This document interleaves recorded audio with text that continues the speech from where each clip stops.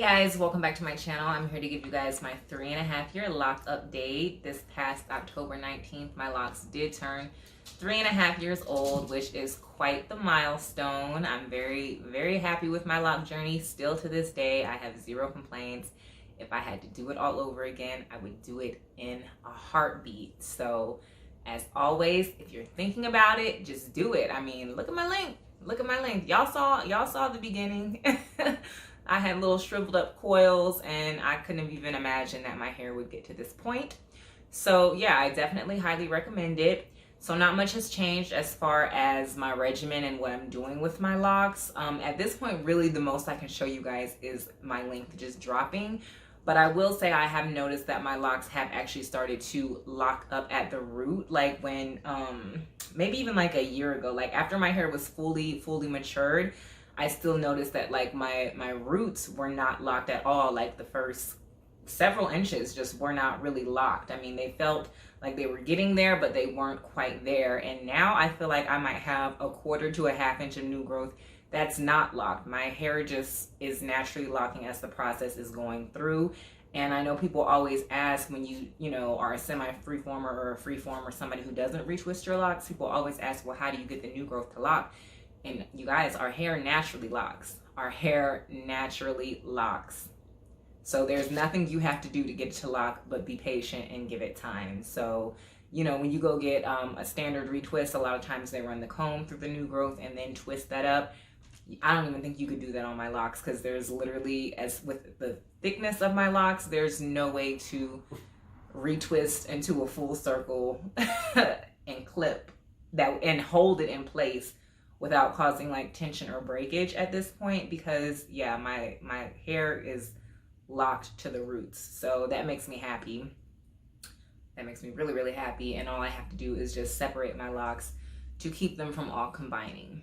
So yeah. But anyway, so I asked you guys to ask me some questions for my 3.5-year lock update because yeah, I just wanted to kind of, you know, pick you guys' brains and really just get straight down to what you guys wanted to hear. So I asked you guys on Instagram and on YouTube to just let me know whatever questions you had. And I wrote them down on this fancy little piece of paper because I was like, wait a minute, how am I gonna read the questions if I'm recording on my phone? So I had to take it kind of old school, but you feel me. So let's jump right into these questions. The first one is, do you cover your locks at night or let them be free? And is it more in a pineapple or tied low? So no, I do not cover my locks at night. What I do is I tie my hair up into a high ponytail on top of my head, kind of like where this bun is sitting right now. I tie my locks up into a loose high ponytail on top of my head, and I sleep on a satin pillowcase. So I think that's been working pretty good. My only complaint is that I probably should start covering them up the longer they get, just because I don't want to have extra issues with lint and stuff the longer that they get. But right now that's working for me. So I think I'm going to stick with that. But yeah, I feel like if my hair was like twice as long as it is now, I would have to actually cover them up or just find some sort of way to tuck them into a comfortable loose bun. Either one would work. The second question is, do you ever use crochet needles to clean your locks, or do you stick with hair bombs? And by hair bombs, I'm assuming you mean like a apple cider vinegar rinse. And so, yeah, I stick with apple cider vinegar rinses. I've never used a crochet needle to clean my locks, but that's actually something that I would consider, just because I do have like a couple of skinny locks on the side that have some buildup in them that I do find myself trying to pick at, because it's like I just can't get it out. I can't get it out with shampoo, ACV rinse, or nothing. So I actually might consider that. So thank you for the tip on that. The next question is, how long is your scalp sore after they begin to lock? Now, I never experienced that. I didn't know that it was even really a thing for people's scalp to feel sore after they get their hair locked.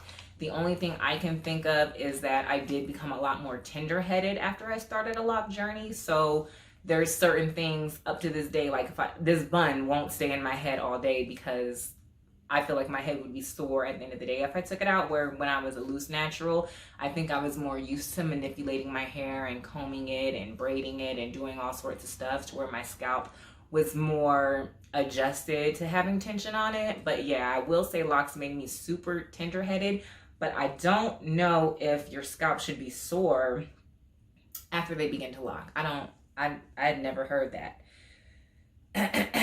Next question, are locks to be deep conditioned? And I would say I don't think you need a deep conditioner with locks. If you watched my previous video, I did do a whole video about is conditioner bad for your locks, and I did come to the conclusion that I do like conditioner on my locks from time to time in the hotter, drier seasons. I do, but I don't think it's necessary to deep condition your locks unless you maybe just truly neglected your locks for a long period of time. You know, they're mature, definitely not in the starter lock stage, but you have mature locks that you've neglected for a long period of time. I don't see anything wrong with deep conditioning your locks. And then how do you avoid baldness or falling out with your locks? So that would be obviously taking care of them, making sure to keep them moisturized and stuff, but you also need to be mindful of your lock to hair ratio, your parting to hair ratio. I think that's what they call it. So like if you have super tiny partings, but like a lot of hair in that lock, that's gonna cause a lot of extra weight. That lock might get so heavy that the root thins out and it falls. So I would just say be mindful of your texture. If you go to a loctician, they'll definitely be able to specialize in how to get your partings and all that right. But yeah, just make sure you're not putting too much hair in one lock and being mindful of your texture. And I think that that will avoid that. And yeah, just not too much manipulation. I always strongly urge people, do not get retwist more often than necessary. The longer you can go between them, to me, is more ideal, unless you have like something like sister locks or super tiny locks. I definitely think you should not be going and getting retwist, you know, back to back all the time, because that's just too much manipulation for your hair. What shampoo do you use? I'm still using my own homemade African black soap that you can purchase from my website. I'll leave linked below, rosserholistichair.com. That is the only shampoo that I use unless I'm doing a deep cleanse, which then I will leave the link that I use for that shampoo. It's usually either this brand by Ren. The brand is called Ren Pure. It's a detox shampoo that I'll use once every blue moon. And then, or I'll use Dr. Bronner's or some sort of cast out soap. So yes, those are the questions that I received about my locks. I'll let you guys get a good look at my locks now. I figured I should take it down and come into the bathroom where I have better lighting and let you guys get a better look at it. But this is what it's looking like. I really like my hair just down with the center part. Sometimes I'll flip it over and wear it like this, or if I'm at work, a lot of times I'll have like half up, half down. This is what it's looking like.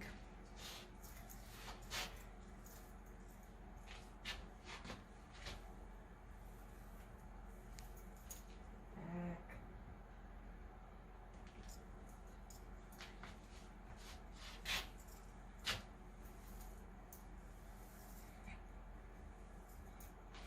This is my longest lock. Comes so far down, you can't even see it in the frame.